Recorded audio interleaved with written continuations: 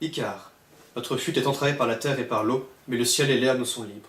À l'image de ces oiseaux, nous allons voler et nous enfuir de ce maudit labyrinthe. Le mythe de Dédale et Icare. Je suis sûr que leur histoire et leur conquête du ciel ne vous sont pas inconnus. Cependant, puisqu'il s'agit du mythe qui va illustrer mon propos, laissez-moi reprendre depuis le début. Après que Thésée ait tué le Minotaure dans le labyrinthe dans lequel il était enfermé, Dédale et Icare sont accusés de haute trahison et sont à leur tour enfermés dans ce labyrinthe. La seule solution pour s'échapper est de s'enfuir par les airs.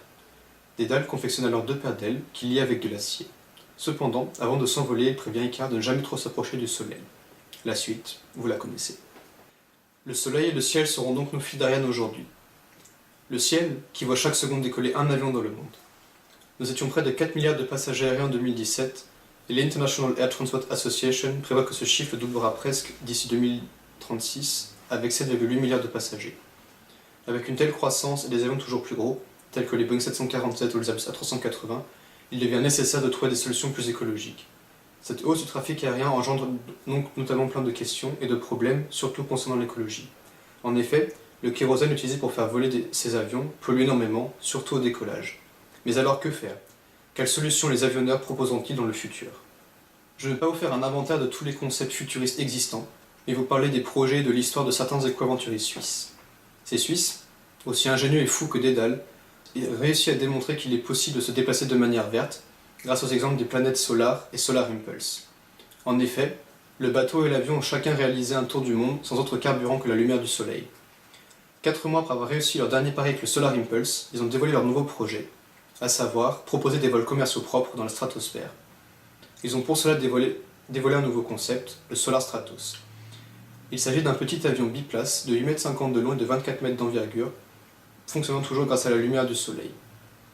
Équipés de 22 m² de panneaux solaires et d'un petit moteur électrique, ils peuvent tenir jusqu'à 24 heures en vol. Les premiers vols à basse altitude ont déjà eu lieu, et le grand jour est prévu pour 2020. L'idée à court terme est simplement d'être pionnier dans le domaine, et de prouver qu'il est désormais possible qu'un avion à énergie solaire vole dans la stratosphère. Comme Icare, ces aventuriers souhaitent repousser les limites existantes, aller plus haut, et flirter avec le soleil. À long terme, l'objectif est de proposer des vols stratosphériques propres. Le but est également de remplacer nos satellites actuels par des satellites stratosphériques.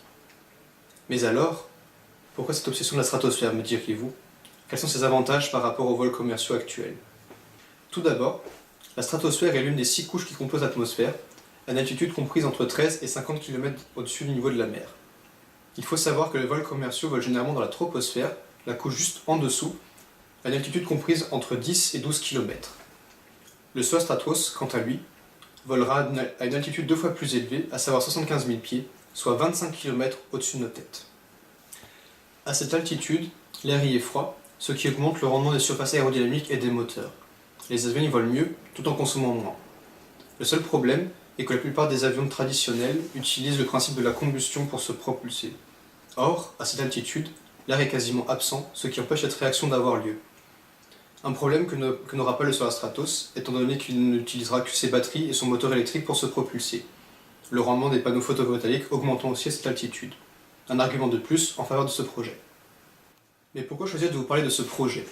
Pourquoi choisir un sujet aussi précis que le Solar Stratos? Mon message ne sera pas d'essayer de vous convaincre que se déplacer de manière verte est possible. Non. Il s'agira plutôt de vous montrer qu'il ne faut jamais cesser de croire en ses rêves.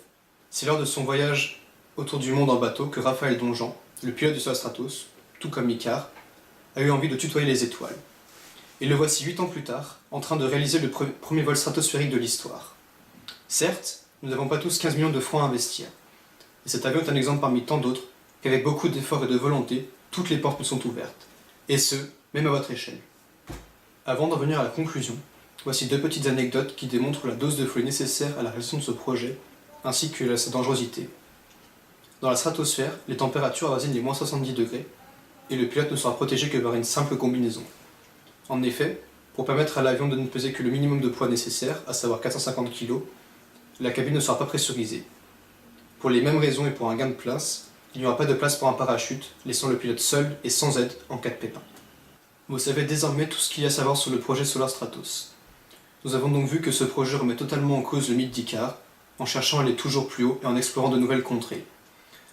Lorsque l'avion sera dans la stratosphère, les données qu'il collectera permettront de mieux comprendre cette zone très peu explorée par l'homme.